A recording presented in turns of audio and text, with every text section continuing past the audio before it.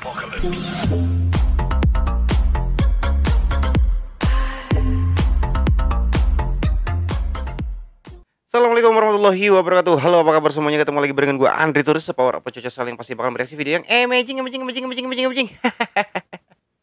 Sehat selalu ya, masih dilindungi Allah Subhanahu wa taala dan tetap semangat dalam menjalani ibadah puasa ya. Semangat pokoknya semangat ya, banyakin apa namanya? Banyakin sholawat ya biar kita mendapatkan syafaat dari Rasulullah Shallallahu alaihi wasallam. Dan untuk kesempatan kali ini gue bakal bereaksi video yang sangat luar biasa banget sambil belajar juga ini ya. Tetapi sebelum kita mulai jangan lupa buat lo semua yang baru aja bergabung di channel gue, langsung di-subscribe dan di-share apabila video ini bermanfaat untuk kalian semua. Dan ini judulnya sangat luar biasa banget ya.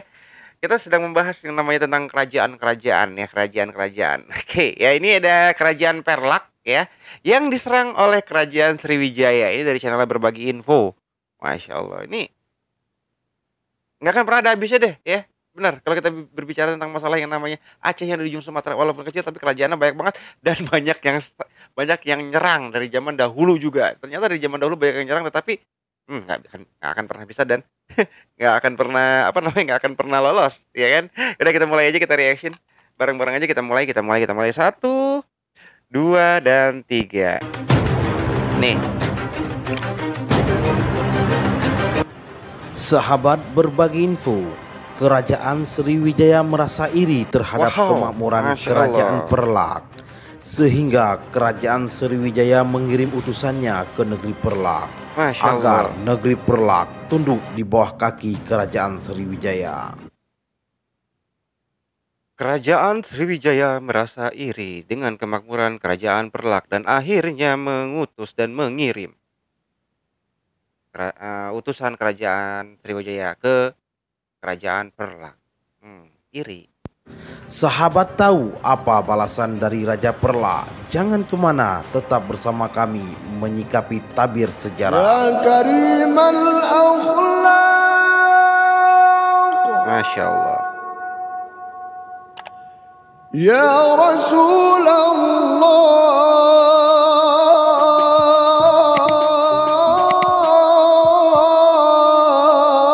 jangan lupa subscribe. Ini bengong ngedengerin ayat Al-Quran ya.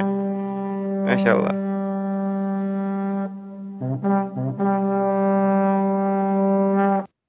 Sultan ke-8, Sultan Alaidin Said Maulana Mahmud Shah. Sultan Alaidin Said Maulana Mahmud Shah dinobatkan sebagai sultan pada tahun 365 Hijriah atau 976 Masehi, bertepatan pada saat itu di Baghdad kekhalifahan Abbasiyah sedang mengalami kemunduran dan kerajaan Sriwijaya di daerah Sumatera Selatan sedang mengalami kemajuan dan ekspansinya perluasan wilayah.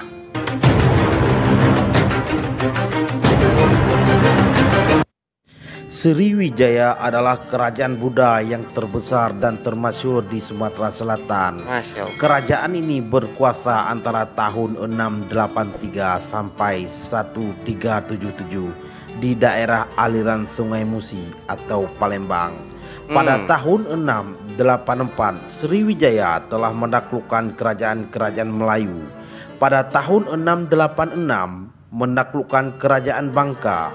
Pada tahun 700 juga menaklukkan kerajaan Taruma, negara di Jawa. Dan ternyata memang ibaratnya jam terbang dari kerajaan Sriwijaya itu udah sangat luar biasa banget ya. Sudah banyak banget kerajaan-kerajaan Melayu ditaklukkan oleh kerajaan Sriwijaya. Masya Allah. Barat. Selain itu, pada tahun 775 Sriwijaya menaklukkan kerajaan Linggar atau Semenanjung Kera. Merasa iri hati atas kemakmuran negeri Perlak, Raja Sriwijaya bermaksud menguasai kerajaan Perlak seperti halnya daerah-daerah beserta raja-raja lain di sekitarnya yang telah ditaklukkan. Apalagi kemajuan pelabuhan Perlak telah menjadi saingan pula dalam dunia perniagaan. Bahkan terbesit iri hati terhadap kemajuan agama Islam. Masya Allah. Memang di kerajaan Perlak itu apa namanya agama Islam itu sangat luar biasa banget ya, karena pertama kali Islam masuk itu dari kerajaan Perlak ya. Itu ada di apa namanya di video gue yang sebelumnya yang sudah gue reaction, Islam pertama kali di Nusantara itu dari masuknya mulai dari kerajaan Perlak itu. Masya Allah, itu ada. Cari di playlist. Maka pada tahun 985 ia mengirimkan utusan ke negeri Perlak, meminta agar kerajaan Perlak tunduk di bawah kerajaan Sriwijaya dan harus membayar upeti. Kalau tidak akan diserang. Tetapi Sultan Perlak Tunong dan Baruh menolak permintaan Sriwijaya yang isinya sebagai berikut. Ini. Paduka Tuan Sriwijaya, telah maklum adanya surat Paduka Tuan. Sayang kami tidak dapat kabulkan permintaan Paduka Tuan. Tidak sah hukumnya kami orang Islam tunduk kepada agama Buddha. Masya Allah. Bila perang diperlukan, kami menanti. Sultan Alaeddin Said Maulana Mahmud Shah, Kerajaan Negeri Perlak, 10 Muharram 374 Hijriah 985 Masehi. Masya Allah. Ini kalau yang nggak ngerti ya, dari kerajaan Sriwijaya itu mengirimkan surat, isinya ya seperti kerajaan Perlak itu harus tunduk dan harus membayar upeti atau apa namanya, jatah preman ibaratnya kalau bahasa sekarang ya, kepada kerajaan Sriwijaya. Maaf ya, tetapi langsung dibalas oleh Sultan Alaeddin Shah ya, Sultan Alaeddin Shah langsung dibalas ya kan. Sultan Alaeddin Shah ini membalasnya seperti ini, menolak. Ibaratnya ngapain, saya orang Islam, saya nggak akan pernah tunduk ke kerajaan Buddha. Tapi kalau misalkan memang harus perang ya hayu, ibaratnya seperti itu ya kan. Ini ya sangat luar biasa ini, yang pemberani ini dari apa namanya, orang-orang Aceh ini ya seperti ini gitu kan. Dan gue juga di sini belum pernah menemukan yang namanya kerajaan Aceh itu menyerang kerajaan lain. Kebanyakan kerajaan Aceh itu selalu diserang. Karena kenapa ya? Salah satunya ini aja, kerajaan Sriwijaya aja merasa iri. Ya kan? Kerajaan Sriwijaya ini merasa iri zaman dahulu ya, melihat kemakmuran kerajaan Perlak. Masya Allah.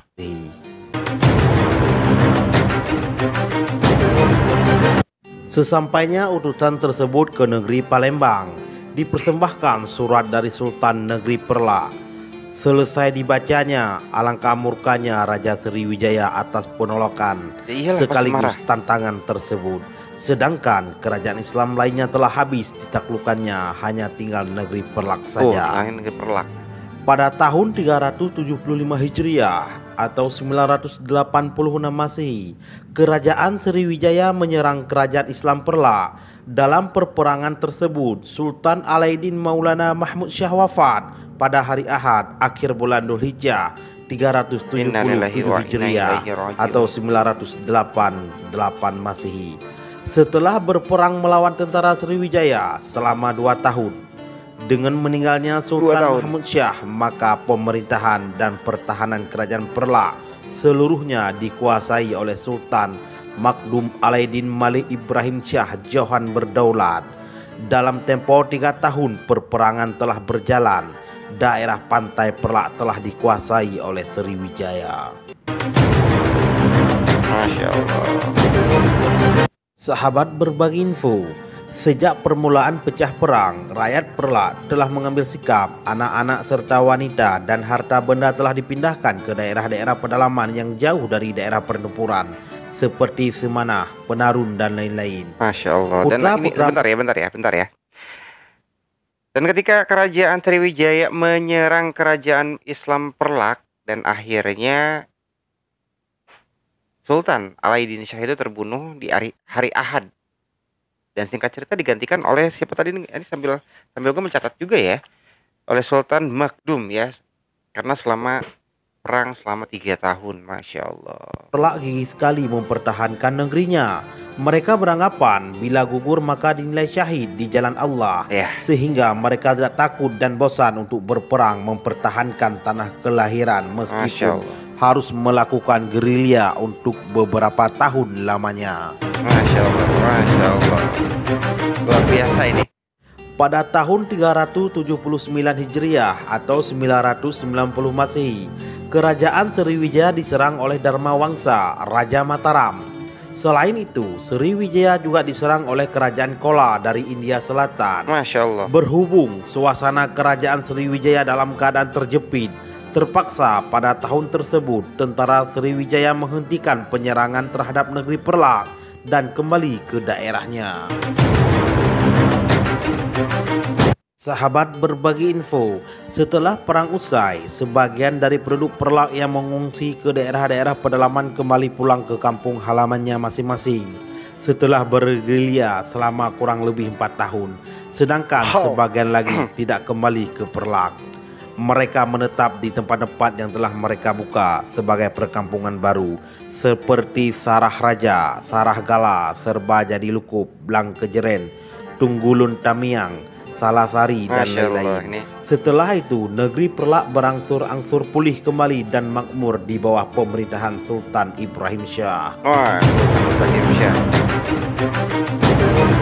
Nah, ini Sahabat ya. berbagi info, akibat dari serangan Wijaya ke Perlak adalah 1. Pihak kerajaan Perlak banyak yang menjadi korban jiwa dan harta. 2. Perluasan wilayah dan penyebaran agama Islam ke setiap penjuru daerah yang dikembangkan oleh merah-merah atau penduduk Perlak yang berada dalam pengungsian, antara lain membuka perkampungan baru seperti Sarah Raja, Serba Jadi Lukup, dan sebagainya. Islam masuk ke daerah benua melalui Penarun ke Simpang Jernih terus ke Tunggulun oleh Merah Maja atau Panglima Pucuk Suluh. Islam masuk ke Lingga, Tangkengon yang dibawa oleh Merah Ishak, adik Sultan Ibrahim Shah, yang kemudian mendirikan suatu kerajaan yang diambil dari namanya, yaitu Kerajaan Ishak. Islam berkembang di Krung Jambuai. Sebagian dari para Merah dan pengikutnya turun menghuni di sepanjang tepi Sungai Pasir, Krung Pesangan, dan Salasari yang dipimpin oleh Merah Giri atau Merah Khair, sehingga dapat diambil kesimpulan dengan terjadinya penyerangan Sriwijaya ke Perlak mendorong atau mempercepat tersebarnya agama Islam di seluruh Aceh. 3. Di mana masa-masa prajurit Sriwijaya berada di pesisir negeri Perlak, mereka melihat keindahan peraturan-peraturan dari ajaran Islam. Karena itu, sekembalinya mereka ke Palembang, banyak juga yang memeluk agama Islam dan sekaligus mengembangkannya. Masya Allah, Masya Allah, Masya Allah. Kemudian pada jadi ada apa namanya, mereka pun melihat aturan-aturan yang indah mungkin ya dari agama Islam, dan akhirnya mereka kembali ke Palembang atau ke Sriwijaya dan langsung memeluk agama Islam, dan mungkin dari situ juga kali ya penyebaran agama Islam itu dimulai dan akhirnya sampai sekarang, sampai ke tanah Jawa, sampai ke mana-mana mungkin seperti itu ya. Ini awal muasalnya memang seperti ini ya. Tahun 402 Hijriah atau 1012 Masehi, mangkatlah Sultan Ibrahim Shah yang penuh patriotisme dalam mengendalikan pemerintahannya. Menurut kisah dalam hikayat Banta Bransyah, beliaulah yang sebenarnya disebut Banta Bransyah itu. Lalu kerajaan diganti oleh anaknya Mahmud Shah I bin Ibrahim Shah. Imbasnya akibat perang antara umat Hindu atau Buddha dengan umat Islam di Pakistan, maka sentimen permusuhan Hindu atau Buddha terhadap umat Islam di Nusantara menjadi meningkat. Apalagi setelah terlihat Islam di Perlak telah pecah. Justru zaman dahulu itu yang sering bertikai itu antara Islam, Hindu, dan Buddha ya. Zaman dulu ya. Tapi kalau zaman sekarang apa coba? Ya sesama Islam bertikai. Bener nggak? Maka pada tahun 375 Hijriah atau 985 Masehi, Kerajaan Sriwijaya pun menyerang Perlak. Sultan Alaeddin Said Maulana Mahmud Shah gugur dalam pertempuran, dan perlawanan tetap diteruskan oleh Sultan Maghdum Alaeddin Malik Ibrahim Shah sampai Sriwijaya menarik diri dari pihak Perlak pada tahun 395 Hijriah atau 1006 Masehi. Sejak itu, seluruh wilayah Kesultanan Perlak dipegang kembali para sultan dari keturunan Merah Johan berdaulat. Masya Allah. Masya Allah. Sahabat berbagi info, hikmah lain selain bersatunya kembali Kerajaan Perlak Akibat serangan Sriwijaya adalah semakin tersebarnya ajaran Islam ke daerah-daerah sekitar Perla, karena banyak orang termasuk keluarga kerajaan yang mengungsi akibat perperangan. Dan di daerah-daerah baru itu mereka mendirikan kerajaan kecil seperti Kerajaan Samudra Pasai, Kerajaan Ishak, Kerajaan Lingga di Aceh Tengah, Kerajaan Serbojadi atau Kerajaan Lukup, dan beberapa negeri kecil lainnya. Sultan ke-8, Sultan Makdum Alaidin Malik Ibrahim Shah, berkuasa selama kurang lebih 37 tahun, mulai tahun 365 Hijriah atau 976 Masehi sampai pada tahun 402 Hijriah atau 1012 Masehi. Sekian dan terima kasih. Wallahu a'lam bishawab. Masya Allah. Masya Allah, Masya Allah, Masya Allah. Jadinya memang sudah jelas ya, jelas. Kalau menurutku ini sangat jelas banget, karena kenapa? Ini salah satu sejarah yang mesti kita ketahui juga. Ya, ini sejarah ya. Jadi di sisi lain juga adanya video ini yang berjudul Kerajaan Aceh, Kerajaan Aceh lagi. Iya benar, sama di Aceh sih ya, Kerajaan Perlak itu diserang oleh Kerajaan Sriwijaya karena merasa iri melihat kemakmuran.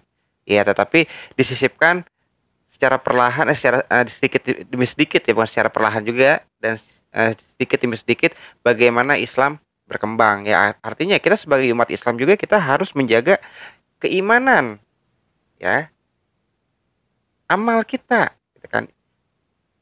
Dan jaga amal, iman, dan perbuatan. Ya seperti itu, kita harus menjaga juga. Apabila ada orang yang ingin menghina, merusak agama kita, kita wajib lawan. Ya seperti halnya seperti itu. Datang surat untuk meminta kerajaan Islam harus takluk kepada kerajaan Hindu apa Buddha tuh, lupa tuh ya. Dan akhirnya menolak sultannya tersebut. Kalau misalkan mau perang ya ayo silahkan, ya seperti itu ya kan. Nah, ini makanya yang sangat luar biasa tuh dari kerajaan-kerajaan yang ada di Aceh itu ya seperti itu. Sekali lagi, walaupun Aceh itu kecil ya, tetapi banyak banget kerajaan-kerajaan dan banyak banget kerajaan-kerajaan lain yang menyerangnya. Apakah berhasil? Ada mungkin sebagian yang berhasil, tapi ada juga yang tidak. Aceh kecil, cabai rawit. Itulah Aceh, gitu kan. Karena dikenal dengan keberaniannya, tanah para pejuang, tanah para aulia Allah, gitu kan, tanah para ulama. Masya Allah deh. Yang pasti buat semuanya makasih juga nih udah ikuti perjalanan reaksi gue dari awal sampai akhir.